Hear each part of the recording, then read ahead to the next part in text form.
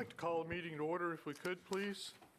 We're fortunate to have Pastor Bobby Alger from Crossroads Community Church to deliver an invocation for us this evening. Thank you for being with us, sir. Absolutely. Thank you for the invitation. Would you stand with me? Our gracious Heavenly Father, we thank you for the opportunity to take this moment and acknowledge your presence in our lives and in this county.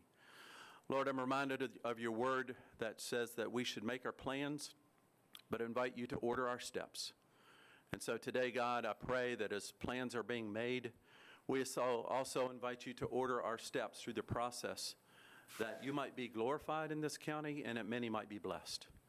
I pray that you would just be with each council meeting and each council session, and I pray that you would bless the men and women that you have called to serve in this position to bless our county. Thank you again, God, for your awareness that we have that you want to be involved in everything that we do in our lives, including our governmental decisions. I bless this meeting in Jesus' name. Amen. Amen. Thank you, sir. Supervisor Lofton, would you lead us in the pledge, please, sir? Would you remain standing, face the flag for a pledge? I pledge allegiance to the flag of the United States of America and to the republic for which it stands, one nation, under God, indivisible, with liberty and justice for all.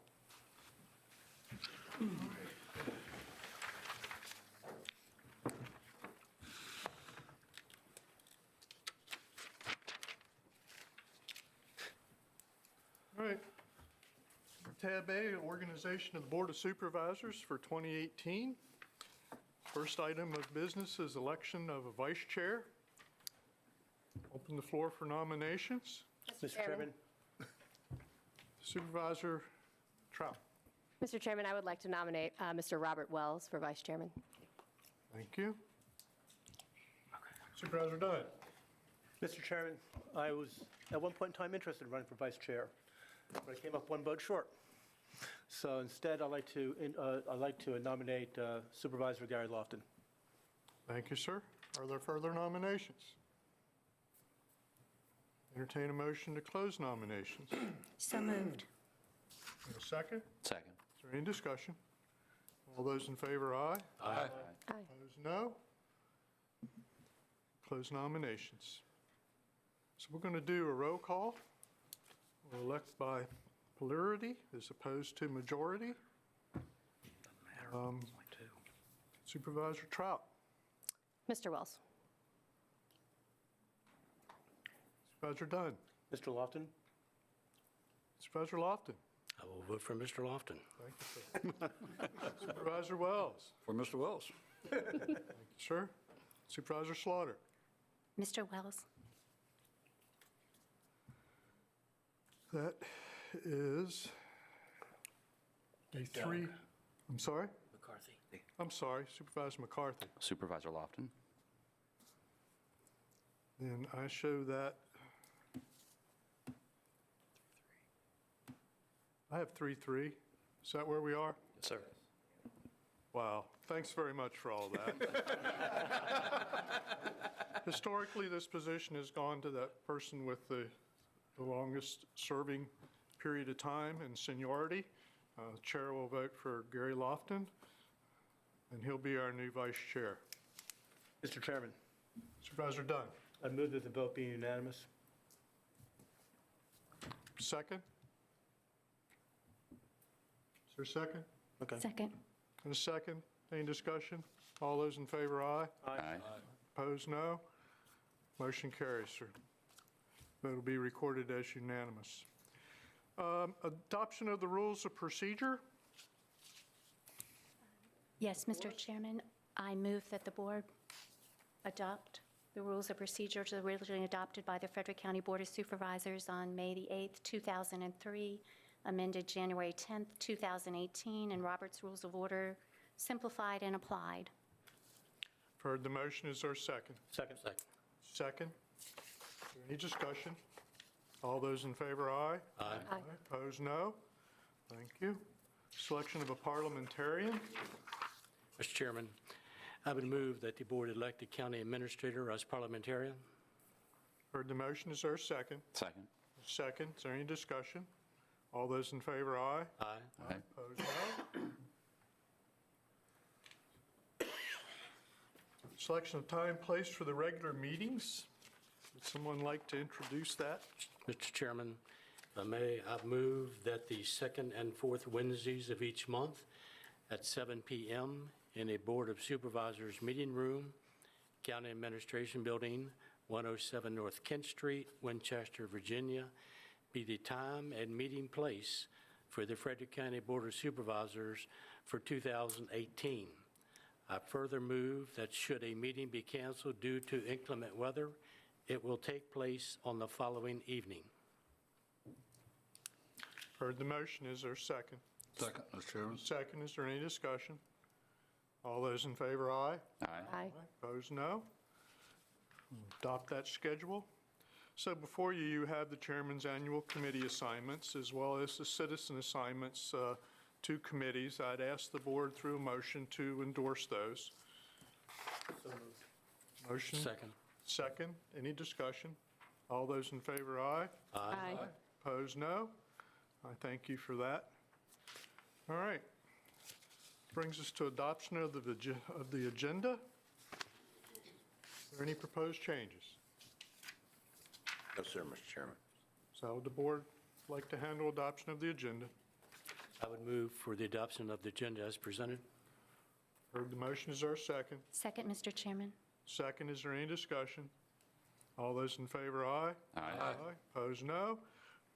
We've adopted our agenda as presented. Consent agenda, tentative agenda items for consent are tabs B, which are minutes. Mr. Chairman? Yes, I would sir. just point out that you have two correction pages before you. True. They're minor, I would say, changes, but I just wanted to point those out to you before you adopt the consent agenda. Yes, thank you, sir. The proposal is to put the minutes on consent as amended, with the two sheets that you have before you. How would the board like to handle it? So move, Mr. Chairman.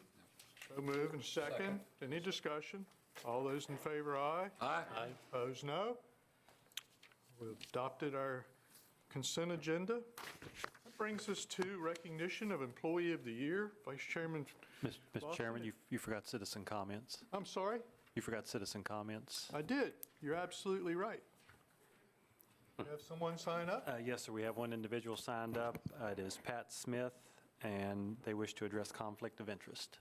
Ms. Smith, if you'd come forward, share your name, magisterial district, limit your comments to 3 minutes or less, please. Thank you. Thank you, Chairman DeHaven. Chairman DeHaven, board members, my name is Pat Smith. I reside in Shawnee District. My concern is, since Ms. Trout is now serving on the board and is also associated with the Frederick County School System, it is my position, and I request that the board establish that she not be allowed to vote on any school matters during her term. It would not only be a conflict of interest, but would not give prudent representation to the citizens of Shawnee District. Thank you. Thank you for your comments. Anyone else? No, sir, that's the only Thank speaker. you, sir. So then Supervisor Lofton, if you'll join me for Employee of the Year recognition. She is here. She should. Her. Mr. Rittenhour, if you would join us, please. Maybe next time. Thank you, sir. Somebody, you're right. Well done. Somebody should. I mean, You know where the camera is. the law was very clear. You know that's what everybody looks forward to. The Employee Awards Program recognizes the county's employees as an important and valuable resource. Each year, the Board of Supervisors, upon recommendation by the HR Committee, selects and presents the Employee of the Year Award. This award is presented to the employee whose service most deserves as an example of all other employees within the county. On behalf of the Board of Supervisors, it's my pleasure to present Dale D. Rittenhour for consideration as the 2016-2017 Employee of the Year. Dale serves as a Communications Officer 3 with the Public Safety Communications. On August 23, 2016, Communications Officer Rittenauer received a call in reference to a suicidal male. He obtained all of the necessary information from the caller and then placed a call directly to the suicidal individual. During the call, Communications Officer Rittenauer was able to calmly build a rapport with the individual and convince him to pull over into a parking lot to speak with deputies. The individual was transported to Winchester Medical Center for evaluation. The extra initiative taken by Communication Officer Rittenauer had a positive outcome for this call for service. Communications Officer Rittenauer is a valuable asset to Frederick County. Would now entertain a motion to approve Dale D. Rittenauer as the 2016-2017 Employee of the Year. So moved, Mr. Chairman. And a second? Second. A second. All those in favor, aye? Aye. Opposed, no. Dale D. Rittenauer is hereby recognized as the 2016-2017 Frederick County Employee of the Year. The Board of Supervisors extends its gratitude to Dale for his outstanding performance and dedicated service and wishes him continued success in future endeavors.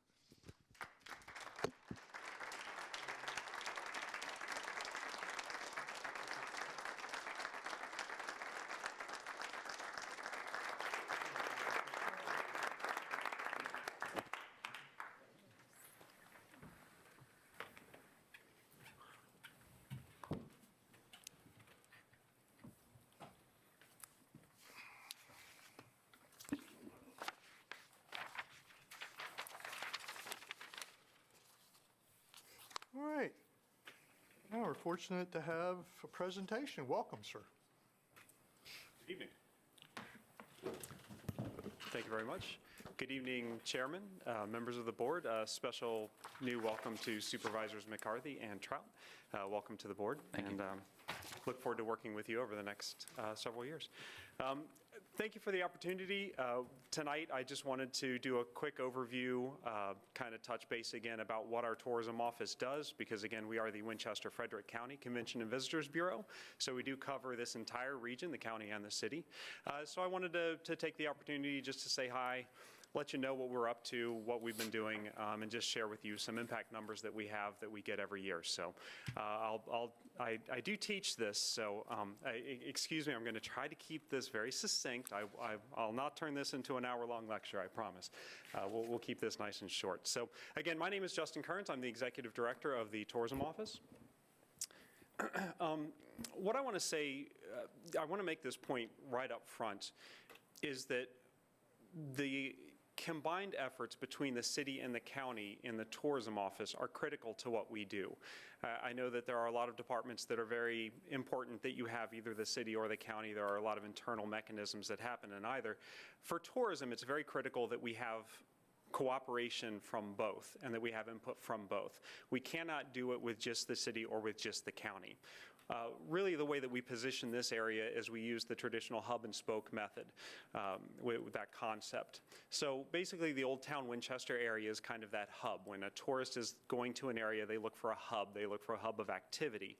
So that's kind of that hub of that wheel, but you need to have those spokes. It's critical to have those spokes and have very strong spokes to have a very strong wheel, if you will. So the spokes that mostly the county provides is all of these critical things, the wineries, the hiking, the orchards, markets, battlefields, the beautiful countryside itself, just the drives, horse farms, et cetera. So to have a critical sustainable tourism, I should say, a sustainable tourism product, we need to have both the city and the county. So I do want to appreciate that. I do want to say thank you for maintaining that partnership between the city and the county. It's been around for about 30 years now. We've been in our current situation, our current structure for about 16, 17 years now, but we celebrated our 30th year as a CVB back in October. So thank you for that long-term vision, that long-term partnership. It is critical to what we do. I want to talk real quick about the numbers, the impact numbers. Very, very infrequently do I separate the numbers out, the impact numbers, between the city and the county, because again, it is one combined thing that we do work with. It's very important that we have it combined, but just for this presentation this evening, I did separate them out, just so you kind of have an idea of where everything is and what the different numbers are for the city and the county.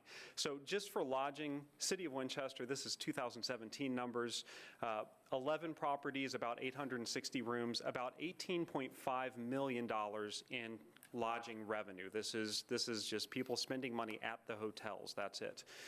Frederick County, almost 2-to-1 in hotel properties over the city. A lot of people don't realize that. They seem to think that the hotels are mainly in the city, but they're actually 2-to-1 in the county. About 1,600 hotel rooms and about $30 million in lodging revenue. That's an estimated number. Just because of the way that I get my numbers from Smith Travel, I had to kind of estimate those numbers out. But the total is correct, and it's approximately $30 million.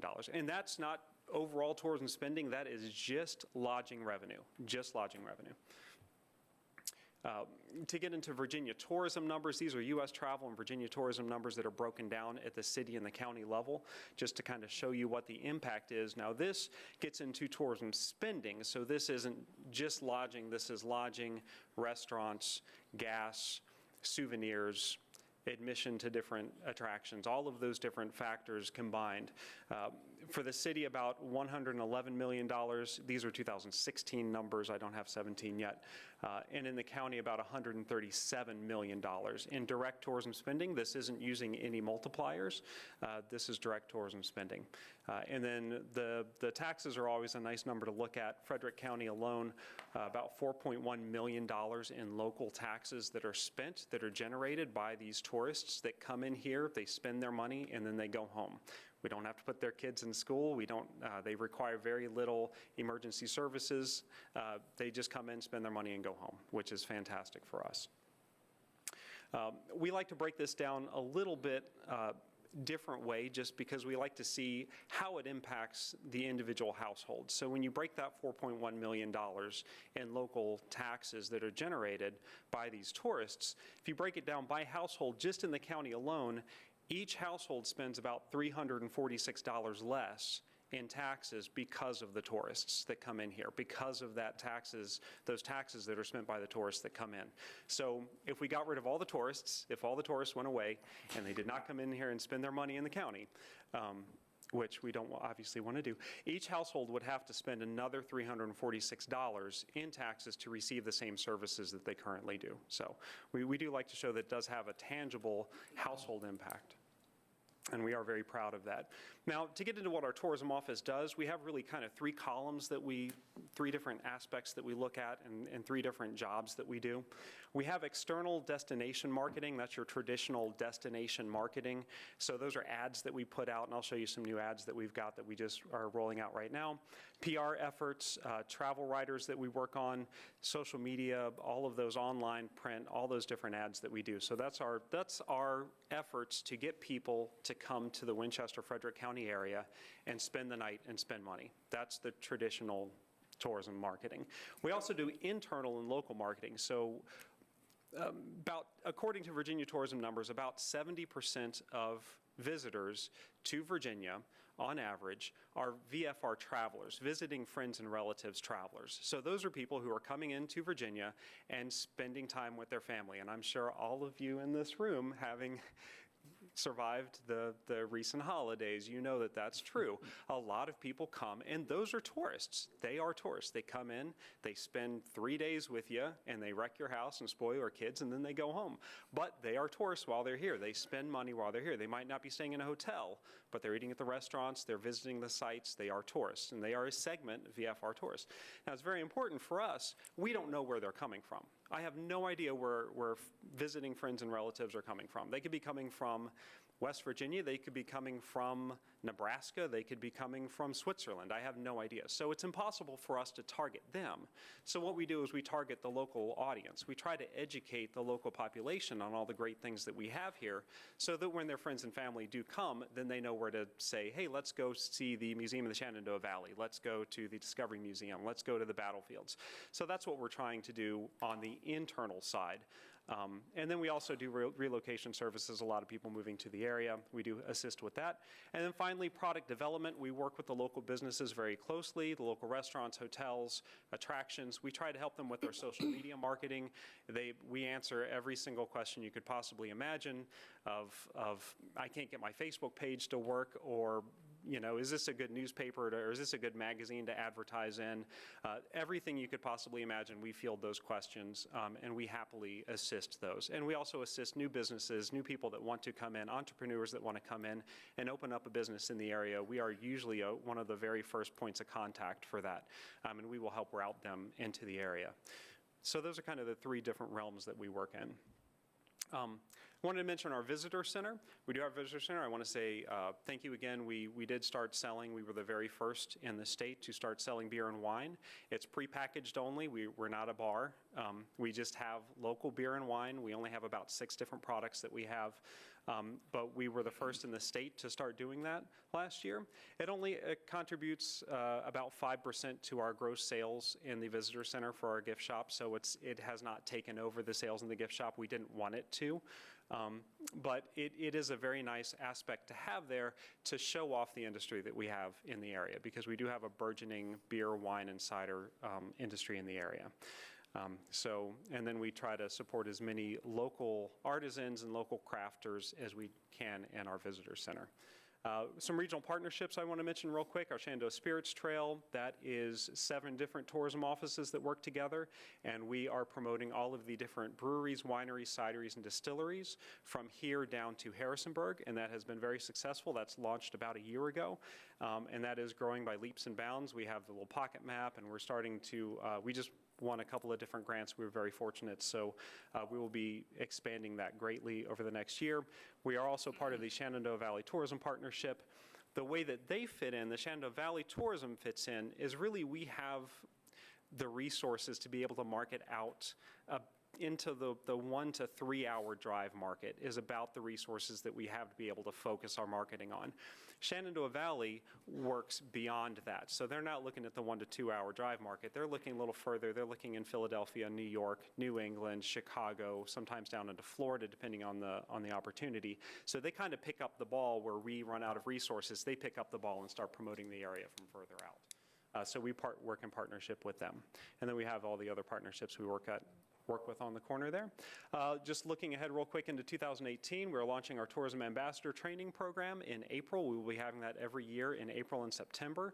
Again, educating the local frontline employees, the local business owners, local folks in the community. Anyone can come if they want to. Elected officials, just members in the community can come if you want to learn about the tourism industry, to learn about all the different assets that we have here. What we're trying to do is basically we understand that not everybody, not every visitor comes to the visitor center. We have 12,000 to 14,000 people come to our visitor center every year.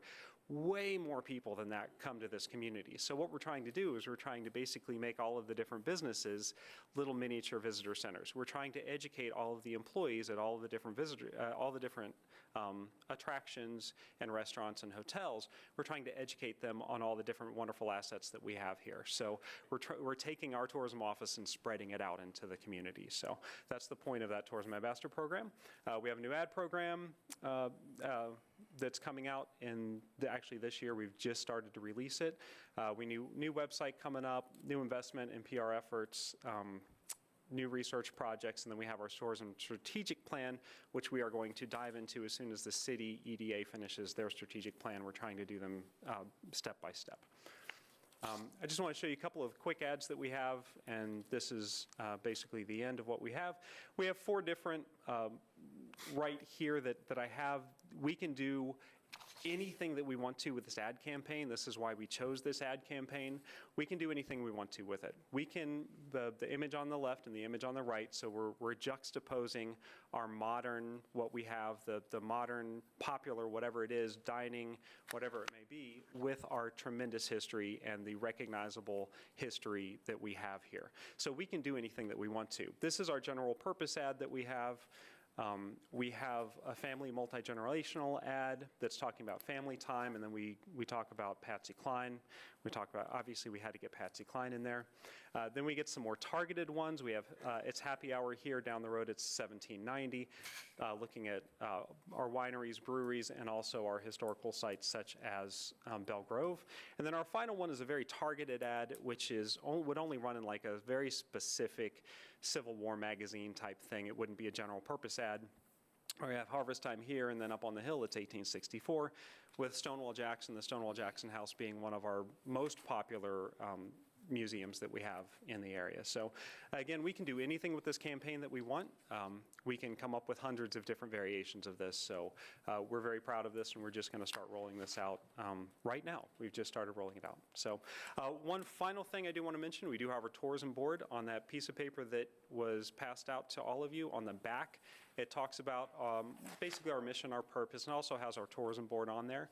We are very proud of our tourism board. It has 9 people from the community, from the tourism industry, from private and public industry, as well as the city and the county. So it's a pretty good mix.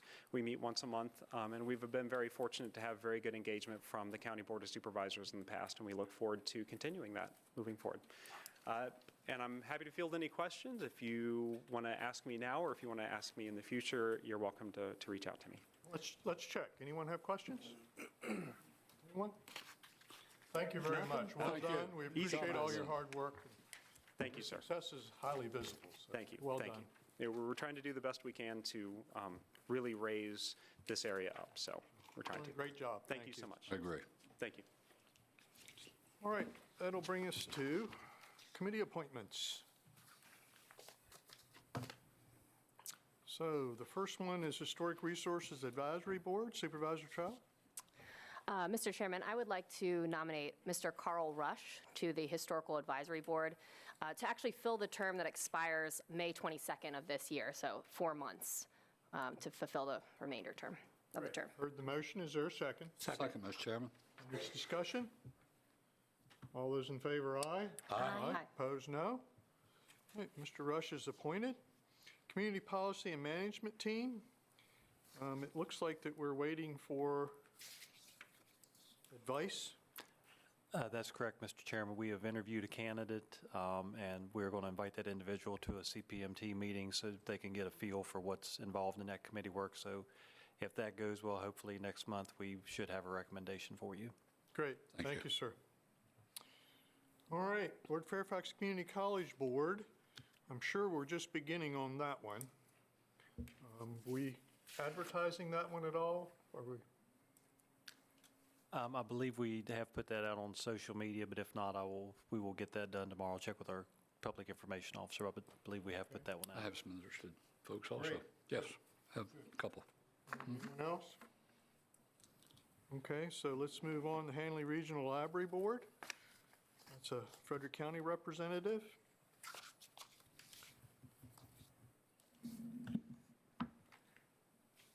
I don't have anything. If no one else does, we'll continue No, to so work on it. this is a new vacancy. Mr.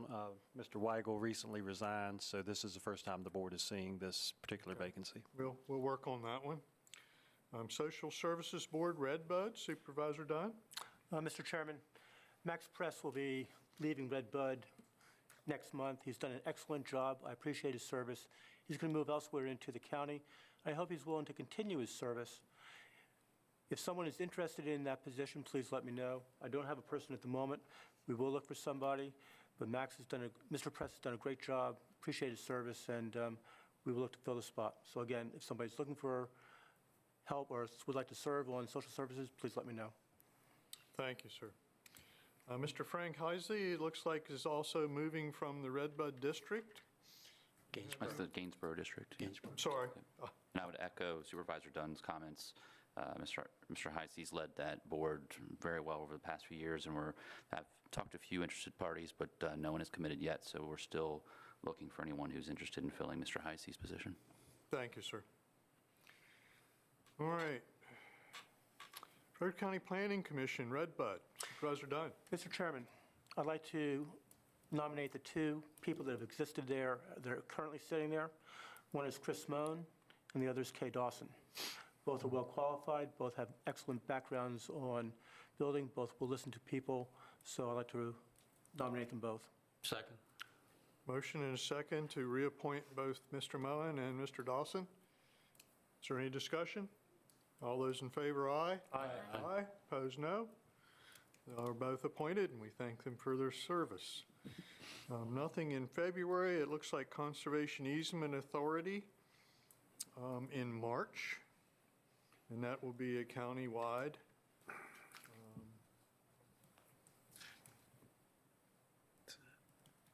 Yes, and we don't know whether they're eligible for reappointment or not, but we'll work on that. It's March. So that brings us to the end of the the committee assignments. Request of the Commissioner of Revenue for refund. You got to bear with me a minute while the machine catches up. Mr. Chairman, I can, Go right for it. Thank you, sir. this is a refund in the amount of $5,703.23 to an individual for personal property tax for the years 2014 through 17. The vehicle was located outside the county during that period. It's been reviewed and recommended by the county attorney. All right, how would the board like to handle the refund request? Mr. Chairman, I would move that approval of the refund of $5,703.23 and the corresponding supplemental appropriation. All right, you've heard the motion. Is there a second? Second, Mr. Chairman. Second, any discussion? Supervisor Trout? Aye. Supervisor Dunn? Aye. Supervisor Lofton? Aye. Supervisor Wells? Aye. Supervisor Slaughter? Aye. Supervisor McCarthy? Aye. Chair votes aye, and the motion carries. I believe that was the only thing there, I think. All right. That'll bring us to the Human Resources Committee report. Yes, sir, Mr. Chairman. The Human Resources Committee met on December the 8th. On our agenda were the department requests, some of the department requests for new positions for 2018-2019 fiscal year. The only action being sought at that committee meeting were recommendations regarding the creation of these new positions. Funding considerations for any of these new positions would not be dealt with at that level, but separately as a part of the overall budget. The Human Resources Committee approved the creation of 8 of the 9 requests of those positions. In your pad, you see the attached position allocation chart, which shows the current number of funded positions for each department, as well as reflecting the number of new positions being requested by the various departments. And this committee, our committee, is seeking board approval of those positions as presented on the chart, and along with the newly recommended positions. And I'd be happy to read those individually if the board would so want me to do, or we can vote on them as you see on your pad in a group. Is everyone okay with working the group, or would you like to take them individually? Group? Right ahead, sir. Then I would move that the board's committee recommendations for these positions be approved. You've heard the motion. Is there a second? Second. And a second. Is there any discussion? Mr. Chairman. Supervisor Lofton.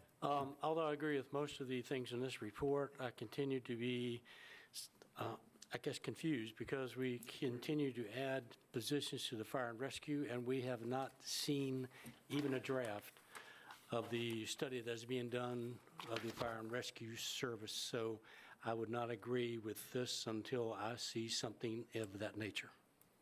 Okay. Further discussion, anyone? Mr. Chairman, Supervisor Dunn. as a member of the HR committee, we're basically looking at what would be an ideal situation to fill spots. We also have limited money. So these spots then go to the Finance Committee, and the Finance Committee decides whether they're funded or not. So as we go through this process, I might want to suggest to the Finance Committee that they take a look at all spots that are being funded and then just choose the high to low order on those that are appropriate within the budget. I mean, it's a process that we're going through. So like Mr. Lofton, I have some concerns on this. In an ideal world, if we win the lottery, yes, it's all good, but otherwise, it's going to have to go through a financing situation. Thank you, Mr. Chairman. Thank you, sir. Further discussion, anyone? All right, the motion is to approve the HR committee recommendation and the report. Supervisor Trout? Aye. Supervisor Dunn? Aye. Supervisor Lofton? No. Supervisor Wells? Aye. Supervisor Slaughter? Aye. Supervisor McCarthy? Aye. Chair votes aye, and the motion carries. And that brings us to, Chairman, I think we did incorporate in that motion that we accepted the remainder of the report. I think we did. Did we do okay, Rod? We did. Our attorney says we did okay. Thank you, sir. You're welcome. Thank you. Thanks, Bruce, we Board. have some fun here. All right, that will bring us to the Finance Committee report. Supervisor Slaughter. Yes, sir. The Finance Committee met December 20th. Items number 1 and 2 were approved under consent agenda, and I would so move. Heard the motion. Is there a second? Second. Second. Any discussion? Supervisor Slaughter? Aye. Supervisor Oh. McCarthy? I'm sorry. I will get used to it. Musical chairs. I'm sorry, Supervisor It McCarthy. was aye. Thank you. Supervisor Wells? Aye. Supervisor Lofton? Aye. Supervisor Dunn? Aye. Supervisor Trout? Aye. Chair votes aye, and the motion carries. Item number 3, the sheriff requested a general fund supplemental appropriation in the amount of $36,207.35. This amount represents reimbursement from the state, the Internet Crimes Against Children, and no local funds are required. The committee recommended approval, and I would so move. Heard the motion. Is there a second? Second. Second. Any discussion? Supervisor Trout? Aye. Supervisor Dunn? Aye. Supervisor Lofton? Aye. Supervisor Wells? Aye. Supervisor Slaughter? Aye. Supervisor McCarthy? Aye. Chair votes aye, and the motion carries. Supervisor Slaughter? And I would also like to make a motion to accept the remainder of the report. Okay, motion to accept the report in its Second. entirety in a second. Any discussion? All those in favor, aye. Aye. Aye. Opposed, no.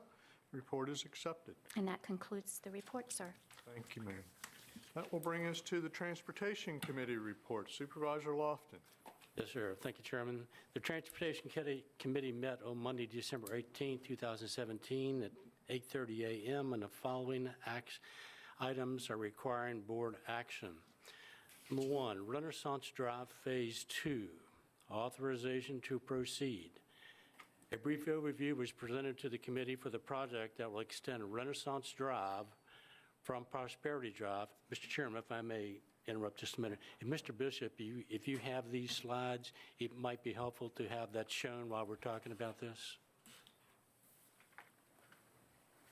Thank you. The project will extend Renaissance Drive from Prosperity Drive to Shady Elm Road with a bridge over the CSX Railroad of approximately 1/2 of a mile. A 2-lane shoulder and a ditch section except the bridge, which will be a future 4-lane section. This will allow new and existing commercial traffic to access the Route 37 interchange from the south. The cost estimate for this project would be $5,791,500. $5,791,500.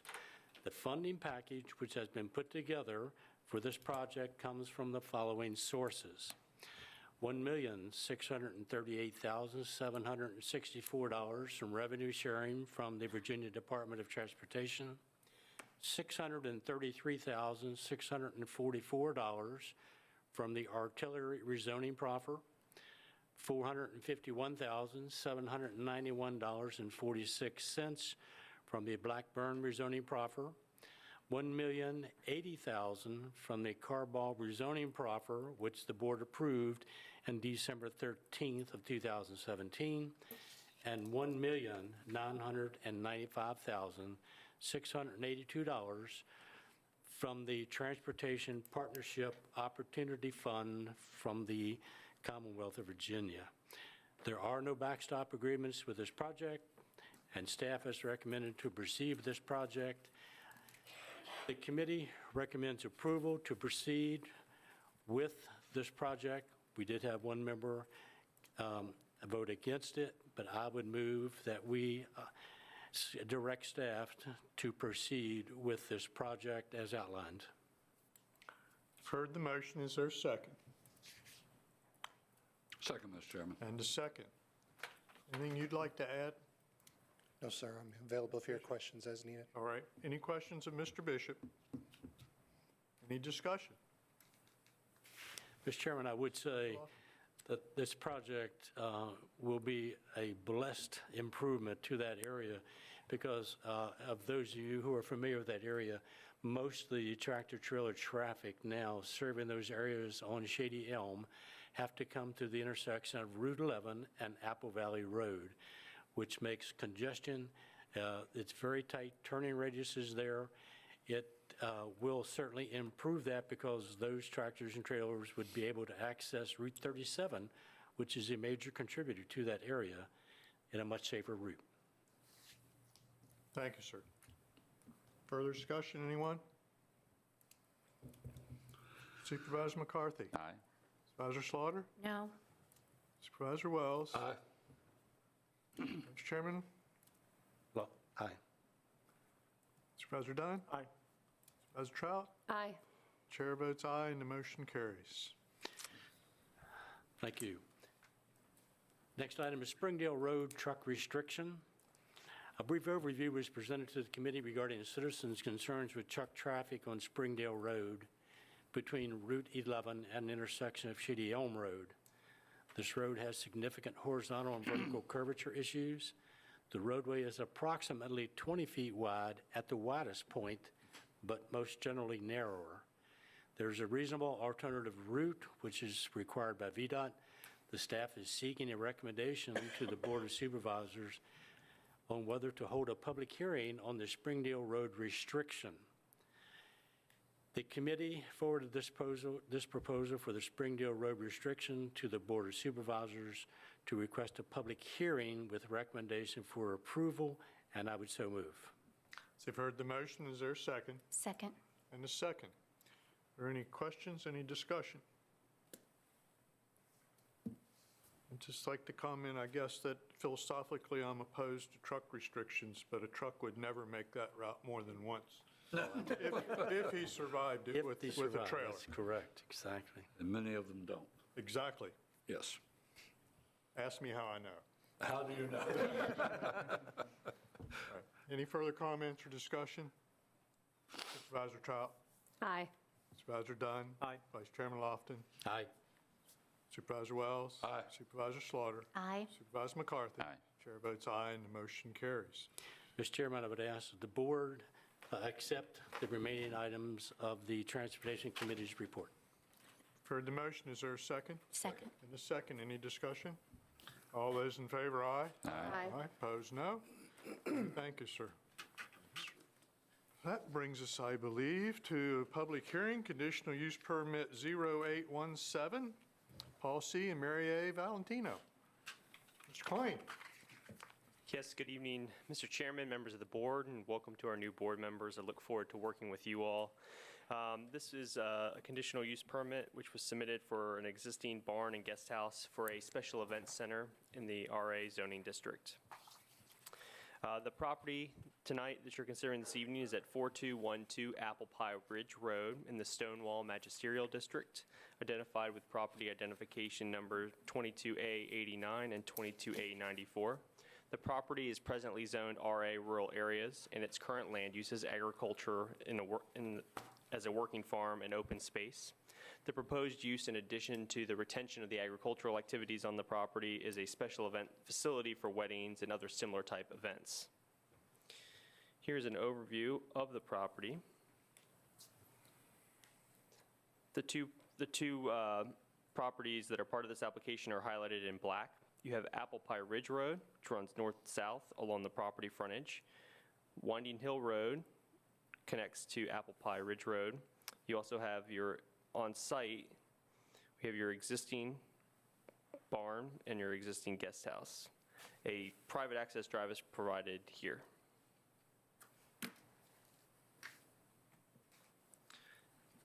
The applicant is proposing to utilize their existing 3,784 square foot two-story barn for special events, including weddings, and other private events. They're also proposing to utilize their existing one-bedroom guest house for the special events, allowing the bride and groom to get ready, other kind of preparations. They're proposing to construct a gravel parking area to accommodate up to 150 vehicles, and they're proposing a new separate commercial entrance south of the current entrance to the site. They're also proposing to construct permanent restroom facilities, which will include a new septic system and drain field, and they will not be providing a kitchen facility. They will only allow outside catering as part of their operation. They are proposing that the facility may accommodate up to 290 persons. I will note, unlike the previous application that you all considered in December, this building has been deemed ag exempt. Here's an overview of the applicant's property. Again, you have Apple Pie Ridge Road here. Winding Hill Road connects here. You have your existing private entrance, which the applicant will post signage noting that this is a private entrance, and a new commercial entrance that'll be located here further to the south of the existing entrance. They're also proposing new access drives that allow guests to enter the site and circulate out of the site. Again, here's your existing barn, which they intend to use as the event center, the guest house, which is nearby, and the proposed parking area here and here. Here's an image of the barn. I'll let the applicant speak to a little bit about the amount of rehabilitation work that they put into it, but it's a very beautiful facility.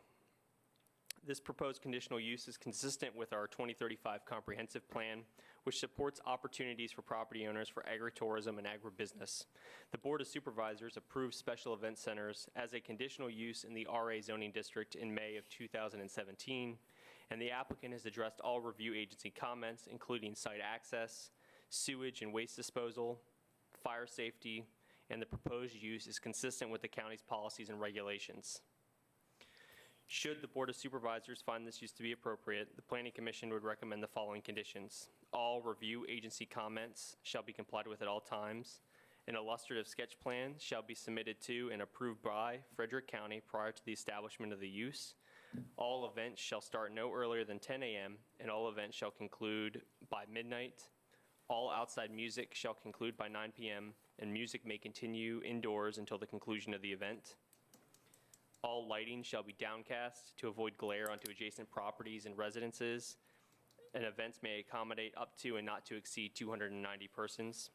The applicant is allowed to have one monument-style sign, and any expansion or modification of this use will require the approval of a new conditional use permit. The Planning Commission held a public hearing on this conditional use permit on November the 15th and recommended approval. Following a public hearing this evening, staff is seeking action by the Board of Supervisors on this conditional use permit. I'm happy to answer any questions you may have, and the applicant, Paul and Mary Valentino, are also here this evening to answer any questions. Thank you. Questions, Mr. Klein? Anyone? I have a couple. Is there any reason not to restrict the private entrance entirely, based on the circulation that you showed us? That would be the purview of the Board of Supervisors if you all would like to require that it's permanently closed or that a gate be installed or anything like that. Gate works for me. You can. Signage doesn't work for folks. I'll let the applicant speak to that, and if Thank they'd you. be agreeable to that. Thank you. The other question is outdoor music. Based on what we see, which is very handsome. It's the most handsome barn I think I've ever seen. Really nice. But I don't understand the need for outdoor music in the rural areas, even if it only extends to 9 p.m. So we'll let them answer that one as well. Yes, sir. Questions of anyone else? Anyone? Thank you, sir. Ms. Valentino, if you'd like to add anything or address questions or my concerns, so we'd appreciate that. Okay, well, thank you for your time here this evening. We don't have any issue with no outside music. That's fine. That was, I don't remember putting that into the original proposal, but removing it in order to obtain approval is not an issue. I don't have an issue. I don't think Mary has an issue either with a gate at the entrance to the private driveway. We were going to mark it as private drive and leave it open as it has been for Eternity. as far back as I think anybody can remember. That driveway has been there. So, and it's currently used by, I think, we let the current owner of the property right on Apple Pie Ridge Road, adjacent to that driveway, use that driveway also as their entrance to it. So it would encumber them to either, move the gate open or use another access point to their 5-acre lot up front, so. To locate that gate behind the point at which your neighbors might use that lane? That's very possible. Is that would accomplish my concern? Yes. Fire marshal will have the final say on such things. Okay. My concern is your guests leaving events late at night. Yes. Well, that's the purpose of why the requirement was there for the new Entrance. down the road. So- Absolutely, but- And it was our intention to close off so they don't go up that private driveway, but they go out the way they came in. So, That would accomplish the goal that I had and the concern I had, as long as the fire marshal's okay with it. That accomplished, I don't care where it goes. okay, It's just, as people rush to leave an event late at night after a long day, they'll usually take the path of least resistance. yes. They may not even know where it goes, but they're pretty sure it goes in the direction they want to go. All right, not Thank a you for problem. that. Thank you. Other questions of the Valentinos? Anyone? Mr. Chairman, I'll just make the comment, I share the chairman's concerns on outdoor music in rural areas, that's all. Okay, Anyone? Thank you very much, sir. thank you. So this is a public hearing. Is there anyone who would like to comment concerning the application for a conditional use permit? Anyone at all? Anyone? Last chance. All right, seeing no one, we'll close the public comment portion. This is Stonewall.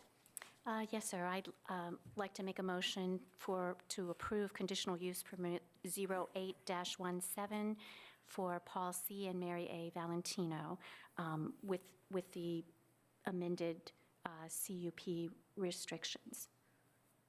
You've heard the motion. Is there a second? Second, Mr. Chairman. And a second. Further discussion? Supervisor McCarthy? Aye. Supervisor Slaughter? Aye. Supervisor Wells? Aye. Vice Chairman Lofton? Aye. Supervisor Dunn? Aye. Supervisor Trout? Aye. Chair votes aye, and the motion carries. The CUP with restrictions as amended is approved. Thank you very much, and good luck. Thank you. That brings us to, Mr. Klein, discussion proposed ordinance amendments, solar photovoltaic energy facilities. Thank you, Mr. Chairman. This is a proposed amendment to Chapter 165, the zoning ordinance, to add solar photovoltaic power generating facilities, better known as solar farms, to the permitted use list for the RA Rural Areas Zoning District. Under our current regulations, power generating facilities are allowed as a by right use in the RA district under the definition of public utility. However, solar generating energy facilities are typically privately owned and thus do not fall under the definition of a public utility. Staff has drafted a revision to the zoning ordinance to include a definition for solar photovoltaic energy facility, and we've provided supplementary use regulations, and we've revised the permitted use list for the RA zoning district. The intent of this amendment is to provide additional opportunities for uses in the county's rural areas and that preserve rural and agricultural character of these areas and are consistent with the goals and strategies outlined in the 2035 Comprehensive Plan.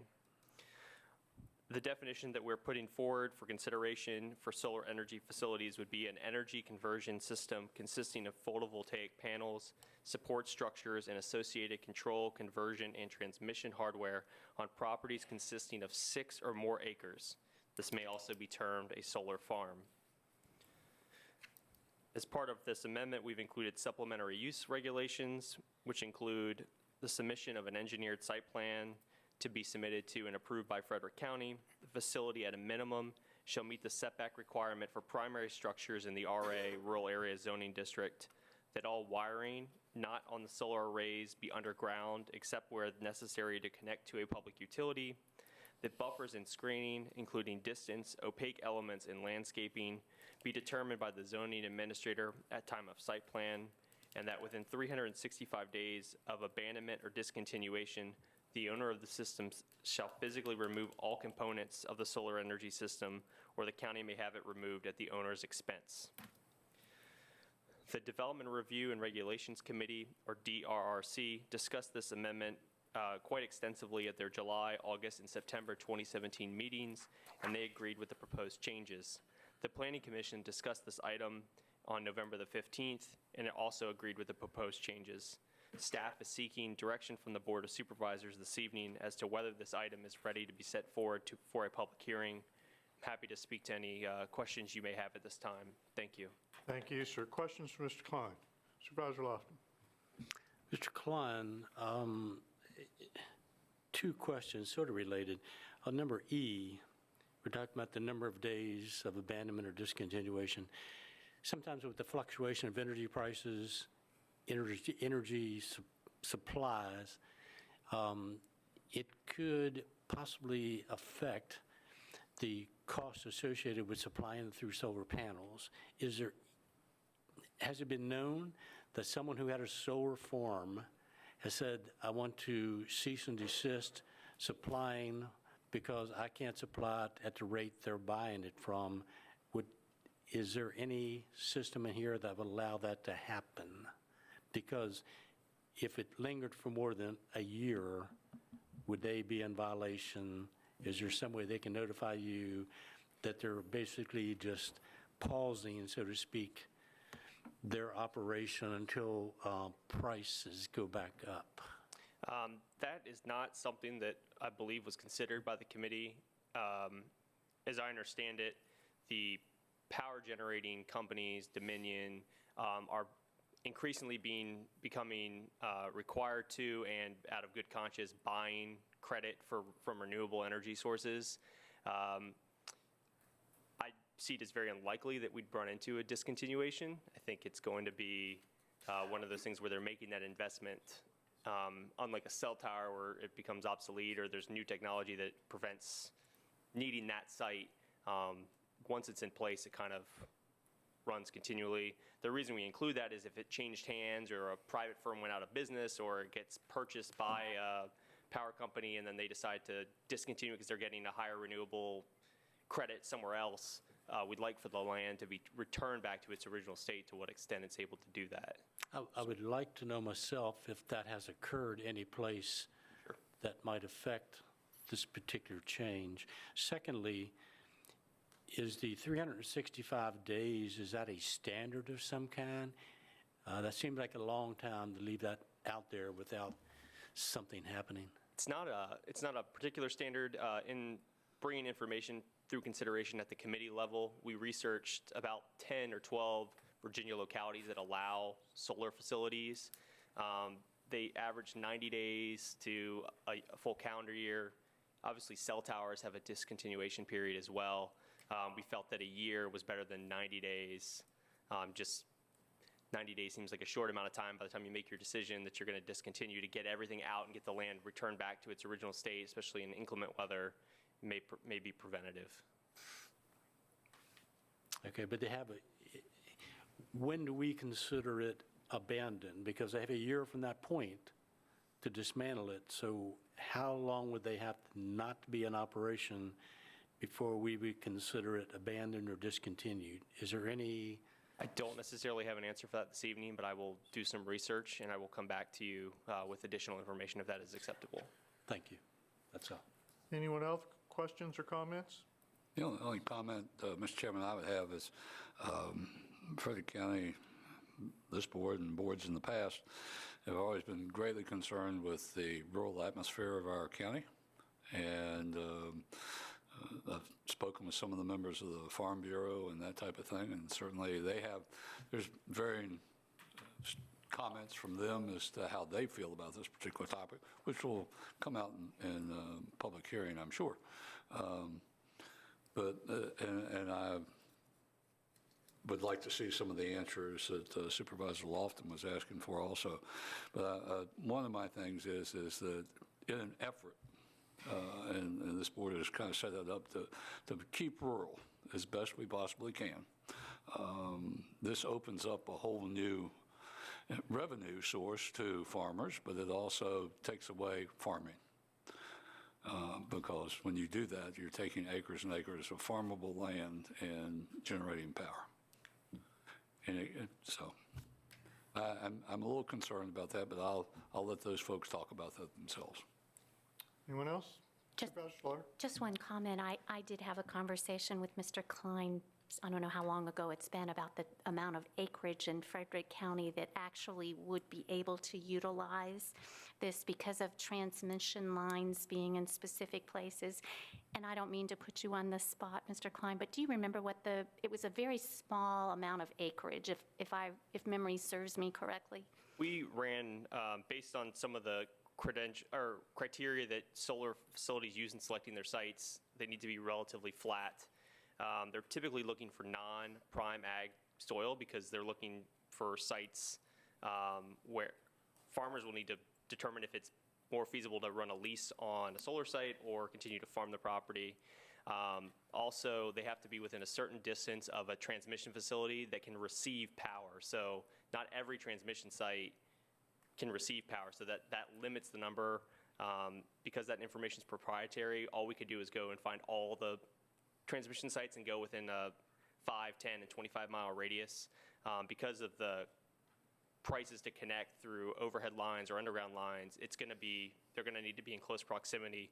As I understand it from Clark County and their example with the facility that many of you are probably familiar with, a double toll gate, they needed to be within 1 mile of a transmission site for it to be cost feasible for them. So that's really going to limit your pool of sites that you're going to have. And speaking with Supervisor Slaughter, and I spoke with Supervisor Wells several months ago about this, companies won't even look at a locality to even consider placing a solar site. They can't even go to a financer and say, we have local control without having something in the ordinance. So we've had some speculation. We've had some calls from companies. Greenway Engineering also has had some intrigue, and they actually brought this amendment to us.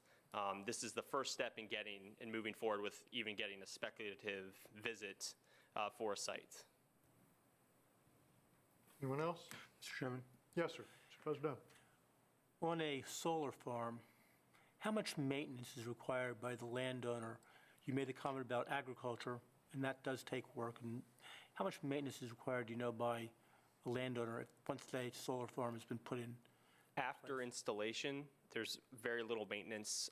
As I understand it, it's usually one service call once a year, regularly. Thank you. Plus or minus if there's any issues. The solar panels can be set anywhere from 6 to 8 feet in the air. So I mean, the grass and stuff can grow up underneath. It's not something that requires a lot of intense maintenance or any kind of chemicals or anything like that. Thank you. They do have to control that vegetation. You are correct. They do have to control the vegetation. Yes, sir. Anyone else? So if you can help me a little bit. When we go under definitions and word usage, energy conversion system consisting of hardware on property consisting of 6 acres or more. Okay, so this proposed use can only exist on 6-acre parcels and larger? Yes, sir, correct. Okay. Then under E, well, that's not where I wanted to be. I'm down in the next section under RA, Rural District Permitted Uses. Public utility generating, let me get it back.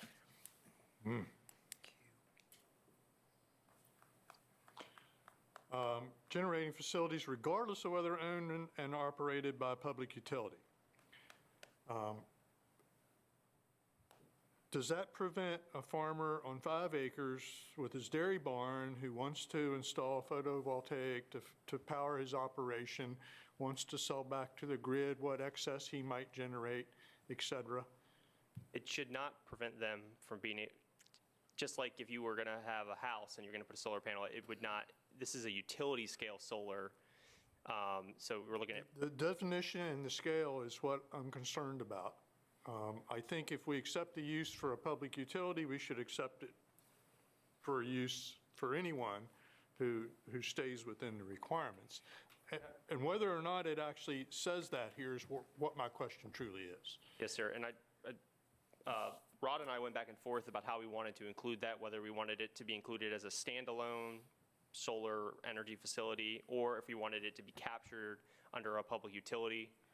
And the conversation we had was that not all of the, sometimes they will be purchased, the private facilities will be purchased by a public entity, or an individual could be a private entity with solar panels, selling it back to the grid. It doesn't necessarily need to be a solar company.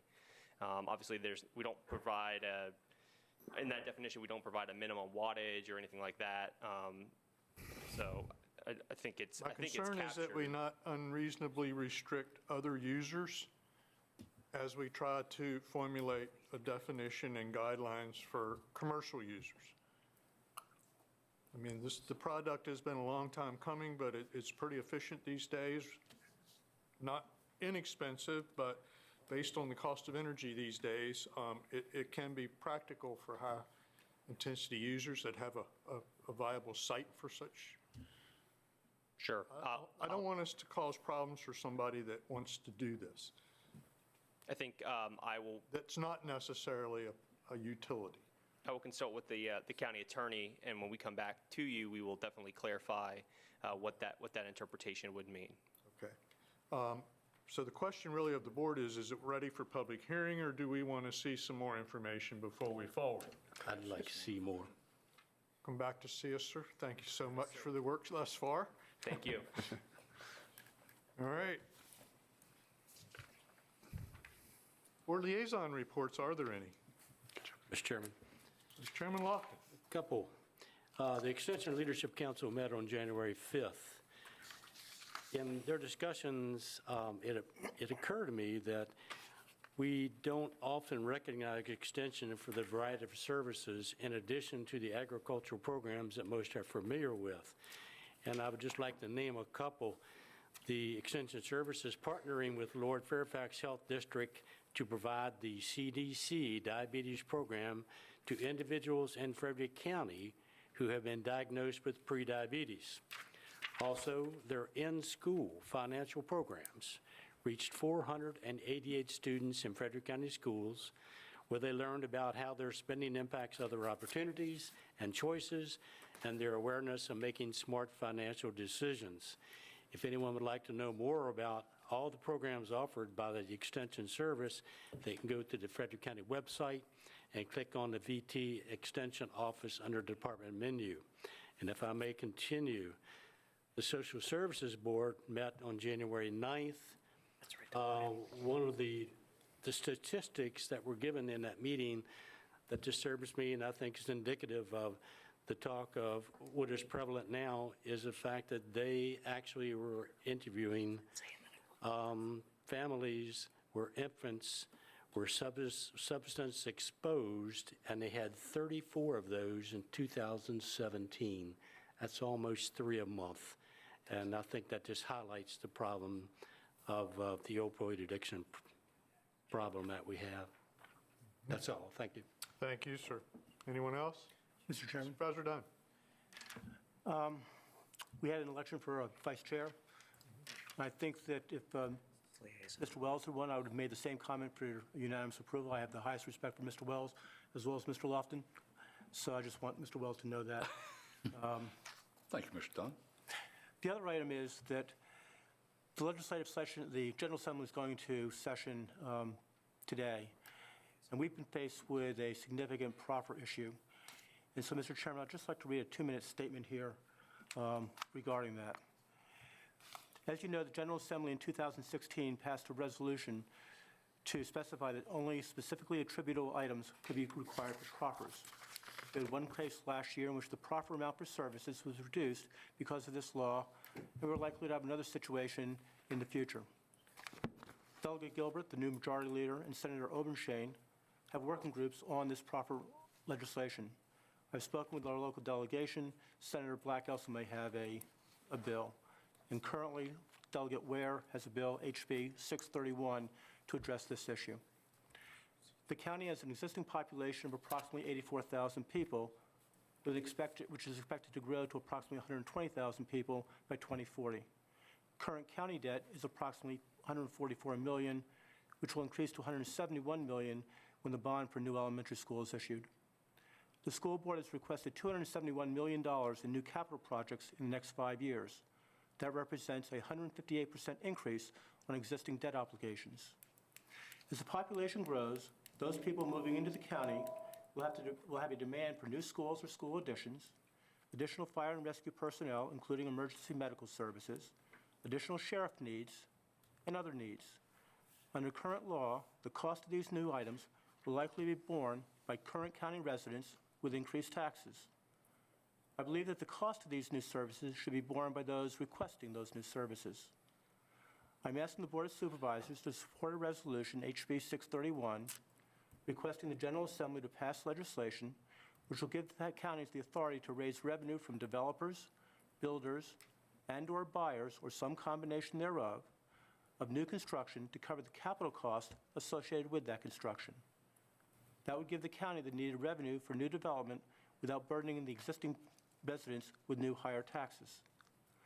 People moving into Frederick County are requiring new capital expenditures to meet their needs. If new residents paid these one-time capital costs, the county would have the money to meet the new expenditures without raising taxes on existing residents. Existing taxes should meet ongoing operating expenses. If the total capital costs of new development are not fully paid for by those causing the development, then the county is forced to subsidize that cost through increased taxes. If those causing the new development fully pay their associated capital cost, then existing residents will not have to subsidize the cost of new development. For example, residents in Snowden Bridge have requested the Board of Supervisors to build a new elementary school because of the new neighborhood houses. County taxpayers have to foot the bill for the additional $28.5 million.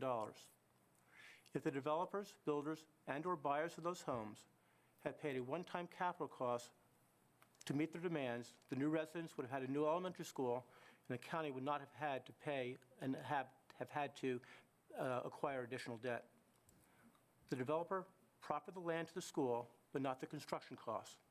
The additional cost would have been about $10,500 per house, assuming the building of 2,700 homes. From a builder and developer's perspective, I understand that lower prices are easier to sell than higher prices. However, the additional capital costs reflect the true cost of the house. Those developing, building, and buying the houses should pay their total fair share and not expect existing residents to subsidize their requests. A study about 3 years ago said that the capital cost for a single-family home was approximately $19,000, and the cost for townhouses and multifamily dwellings was approximately $14,000. Existing cost for new schools has risen considerably in the last 3 years. To the building and development community, a higher-priced housing may be a little bit harder to sell, but if the price truly reflects the actual cost, then the price is appropriate unless builders and developers expect the county taxpayers to subsidize the additional cost of their development. The true cost of a house will reflect the true demand of that house. This proposal will allow builders and developers to continue to make money by having customers that can pay for their own increased capital costs. To the school and teaching community, you have a huge capital cost request in the next 5 years. To meet your request, county taxes likely will have to rise more than 150%. This proposal will help to meet your needs while not having to significantly raise county taxes. To current county residents, the county is expected to grow in the next 20 years, specifically in the eastern part of the county.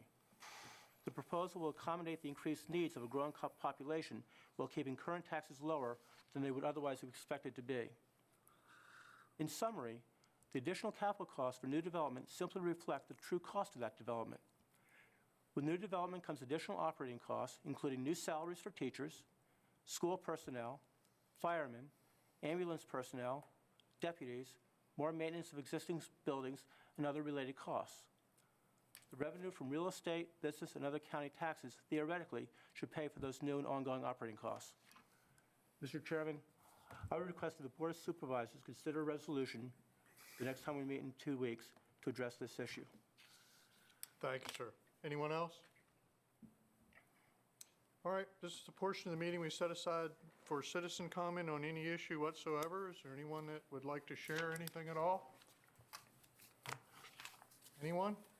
Seeing no one, we'll close the public comment portion of the meeting. Board of Supervisors comments, are there any? Supervisor Slaughter.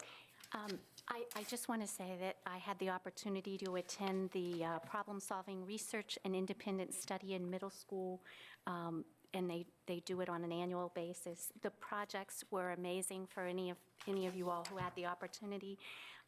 it's probably one of the most uplifting experiences I have to see the middle school students' projects, and they are very articulate and very gracious and sharing their projects with us, and outstanding work, and they should be so commended for that. So it was all of the middle schools in Frederick County. Great, thank you. Anyone else? Well, I'd certainly like to welcome our newest members, Supervisor McCarthy, Supervisor Trout. We're really pleased to have you with us. Look forward to working with you. If no one has anything else they'd like to share. I did want to make a comment, Mr. Chairman. Yes, please. Just thank you so much for welcoming me to the board and for all the help that you all have been. I also just wanted to address Mrs. Smith's comment from earlier in the meeting. First, thank you for your involvement and for attending the meeting tonight.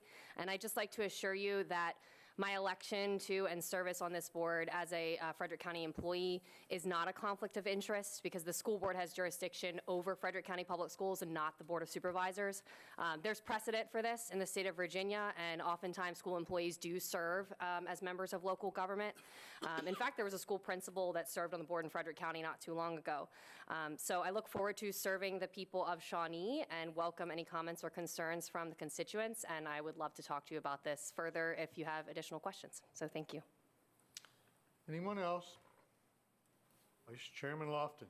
Move for adjournment, Mr. Chairman. Motion to adjourn, a second? Second. All those in favor? Aye. Aye. Aye. We'll stand adjourned. We thank everyone for their time and attention.